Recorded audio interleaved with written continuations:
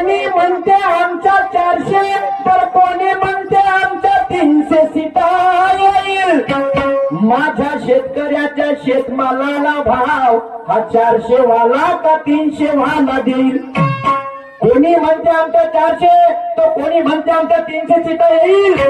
माझ्या शेतकऱ्याच्या शेतमालाला भाव ह्या 400 वाला का 300 वाला देईल. भाव देता देता याचे दिवस चालले आणि माझ्या शेतकऱ्याचा भाव खाऊ हे चोर वाढले, हे चोर वाढले आणि म्हणून आज गरज आहे माझ्या शेतकऱ्याच्या शेतमालाला भाव देण्याची. नाही तर हे परिस्थिती आली असती कधी.